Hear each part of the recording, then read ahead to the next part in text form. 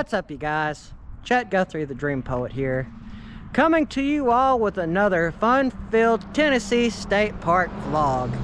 And today, you guys, I am here at the Cordell Hall Birthplace State Park. And you all might be wondering, who is Cordell Hall? Well, this historical marker explains it.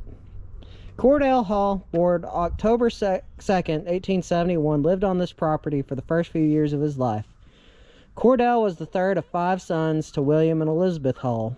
During their time here, the family were sharecroppers. From his humble beginnings, Cordell became a lawyer, a member of the Tennessee House of Representatives, a captain during the Spanish-American War, a circuit court judge, a member of the U.S. House of Representatives, the chairman of the Democratic National Committee, a U.S. Senator, Secretary of State under President Franklin D. Roosevelt, the father of the United Nations, and a recipient of the 1945 Nobel Peace Prize. So this man lived an incredible life.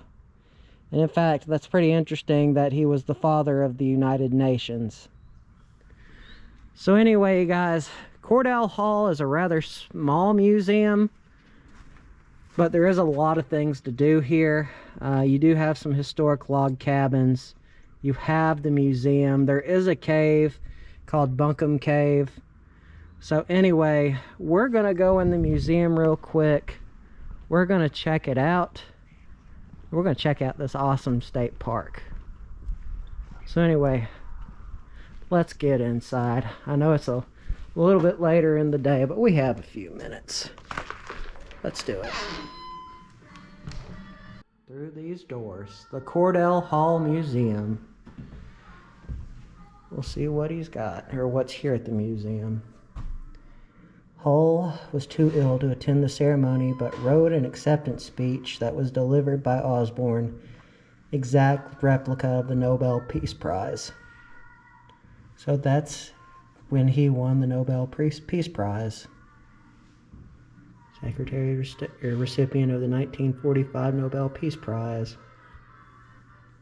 Hard to believe a man with humble beginnings accomplished such a feat.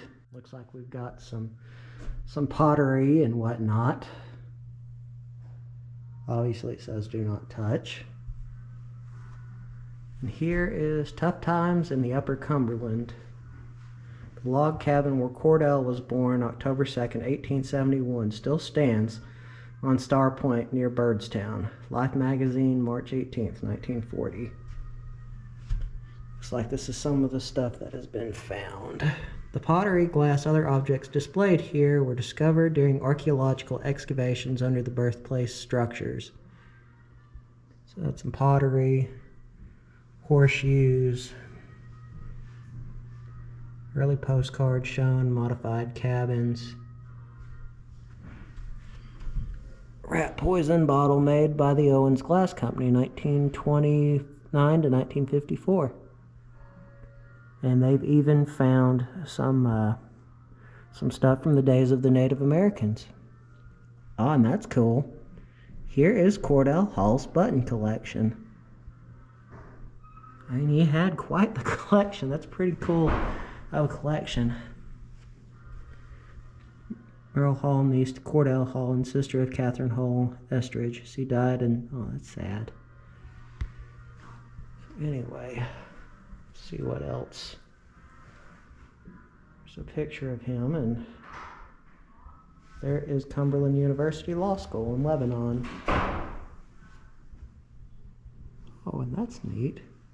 It's a really cool recreation. And that is a very large painting of Cordell Hall. I mean, I did know a little bit about him. Like he was the Secretary of State under FDR, but I didn't know he was the father of the United Nations. And also that he was a part of the area. He fought during the Spanish-American War. I think that was Teddy Roosevelt's time. Were presented to Hull 1940 by the Cuban government. Leather jewelry box gifted to Hull by Latin American government. That's cool. That's his saber. Medal commemorating the 50th anniversary of the Spanish-American War, presented to Hull in New York. There's a picture of him with the Company 8, or with let me see, Company H, 4th Regiment, Tennessee Volunteer Infantry. And that's one of his humidors. It is a love, or he had a love for cigars while in Cuba. Oh, that's cool. This gentleman was very awesome. And the guys at Alvin C. York, we're not kidding. This is a relatively small museum. I'm glad that we came here in time, because right now it's like 4:15 and it closes in like 10 minutes. So we came at a good time. Cordell Hull was elected to the 60th Congress in 1906. Of course, last vlog we were with Alvin C. York, and there's Cordell Hull with Sergeant Alvin York. Looks like they lived right across the road from one another. Let's see. Oh, and that's very interesting. Sergeant Alvin York was instrumental in the creation of Cordell Hull Birthplace, 1953. Again, last vlog I stated Sergeant Alvin York, he stressed education, and this state park was as a result of him fighting for it. Well, not really fighting, but pushing for it. You've got a letter from Woodrow Wilson to Cordell Hull. Judge Hull, you are of course right to go to New York to attend the lunch you speak of in your note on Sunday. I would be very glad if, should you be still in Washington, if you will call me on a Friday at 3 o'clock. Cordially and sincerely yours, Woodrow Wilson. And he was awarded that from the Woodrow Wilson Foundation in 1937. And it was presented to him by Edith Bowling. You've got the Democratic campaign book. And you've got, this one is from the DNC in the 1920s. And this is also from the DNC. The proceedings of the Democratic National Convention in 1936. That's pretty darn cool. Well, let me see. Cordell Hull, in recognition of his distinguished service in the cause of the inter-American peace. Yes, I read that backwards. So, like, I mean, you have a lot of stuff from his time. Tax filings, Tariff Act of 1922, League of War, Irving Fisher. Presented in the Honorable Cordell Hull, Senator from Tennessee, 72nd Congress, by the United States George Washington Bicentennial Commission. It's a very interesting gavel. And we've got a few more of his letters right here. H.B. McGinnis, Delegations of the United States of America. Opening speech, Judge Cordell Hull. Department of State, 1935. Again, another time from the DNC. Times were definitely different back then. FDR, both of us want peace, so let's not handcuff ourselves in working for it. Huh. Well, obviously that's FDR. Or maybe, no, I don't think that's FDR. I think that might actually be Cordell Hull. You know, you have a lot of political cartoons, kind of showing off who he was. Announcement of candidacy for the United States Senate. You know what? I think we've lost the art of political cartoons. Diplomacy and society. Let me see. That's Mrs. Ross Frances Whitney Hull. Oh, that's his wife. They married November 24th, 1917. There's him right there. And that's a part of Mrs. Hall's fan collection. Here we've got some older photos. Like King George of Great Britain, referred to by his family as Bertie. Some interesting photos. Diplomatic passport of Cordell Hall and Mrs. Hall. Also a short snorter leather cover that adds from a steamship line. Here's some more medals from Brazil. Cordell takes a break from his diplomatic duties. There's some more scrapbooks from Brazil. Oh, that's cool. For the man of the hour. The White House, Washington. I have been careful in the number of years not to let you know that I have been recommending and re-recommending you for the Nobel Peace Prize. Just for your own family records, I think you may care to have copies of my previous letters and of this year's letter to the Nobel Committee. I do not need to tell you that I hope before I am through this very just and well-earned award will be made to you. And look, there's the Peace Prize. Still really cool that he won it. You see a Royal Dalton figure, British Prime Minister Winston Churchill, with his world-famous cigar. Got some more stuff right here. That's Cordell Hall's pocket watch. And it's a chain fob in the form of a cigar cutter. Oh, that's cool. Look, that's where he signed, or where he organized the United Nations. And there's the house, the log cabin that's on property. I take it that's his cane. And we've got some records. Can I hear it? I can hear it now. We've got some books. Kind of talking about who he was. Factual chart of World War II, Asiatic Pacific operations. So he was even in pop culture too. United Nations Charter written 12 different languages, including Chinese, Russian, Spanish, and French. Still really cool. The man who organized the United Nations was from Tennessee. That's really cool. Honors and recognition. Just kind of explains who he was or what he did. Cordell Hall, and Eisenhower got Cordell Hall, so they both signed it.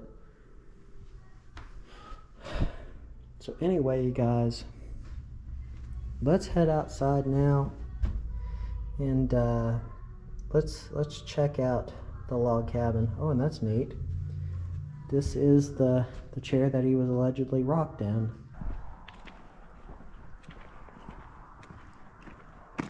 That museum was very interesting. However, the outside buildings here at the park have been closed for the day. We're still going to be able to go up and check them out up close. Like, for example, here is the birthplace, or the birth log cabin that Cordell was born in. I think such a great name in history. Or, I guess, infamous history, depending on how you look at the United Nations. He was born in East Tennessee in a log cabin. It's a dog trot cabin, I believe. It's dog trot.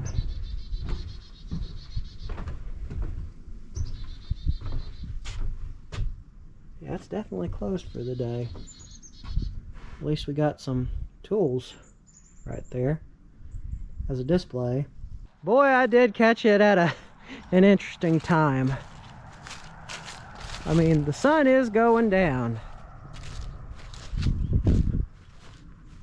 but it is really peaceful out here.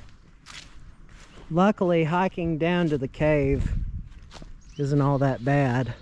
I love old stuff like this. That is a really cool old wagon. I wonder how close we can actually get to seeing inside.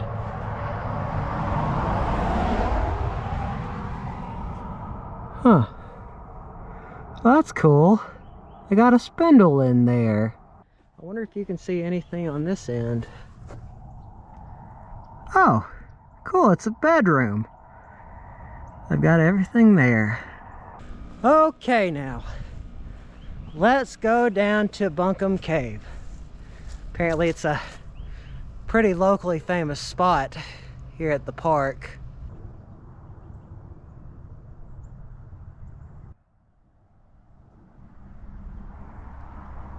Alright, you guys, now time to hike that 0.4 miles, which is said not to be a hard hike this time.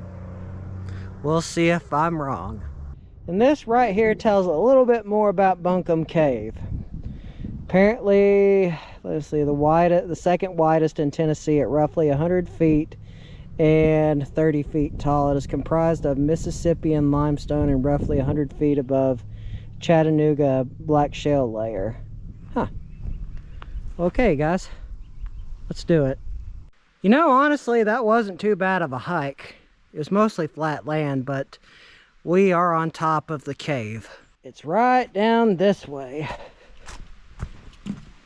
You can tell that the water has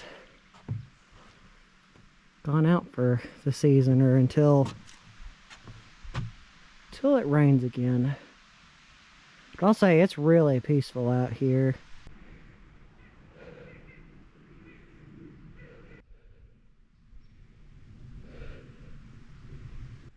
What I had found back there, that was the observation point where you could see the cave. Although when I was down there, I really didn't see a whole lot, but that's okay, because we're almost here. Well, it's safe to say that we are coming to the bottom of the cave, or the entrance of the cave, I should say. And right as the sun's going down.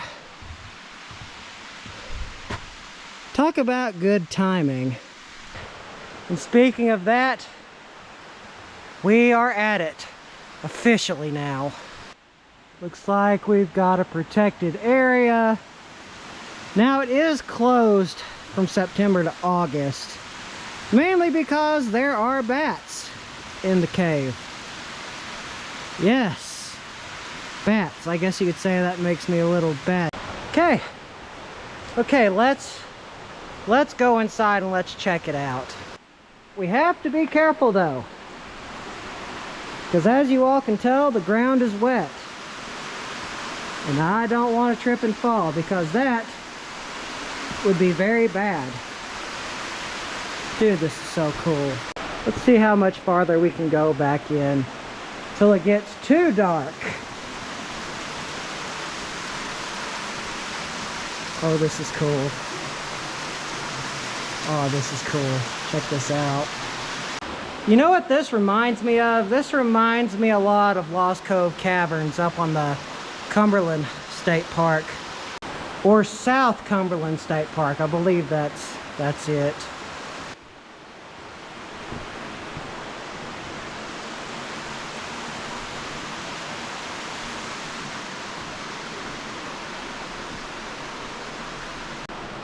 Well, I think that's about as far as we can go. So I'd probably say this is the end of another vlog. But still, this is a really cool cave. I really like this state park, I'm not gonna lie. And I will say this too, I really like the water as it's running out of the cave. You gotta think, this took millions and millions of years to create. Pretty epic. Alright, you guys, that's gonna be another vlog for another day. See you on the next one. Peace.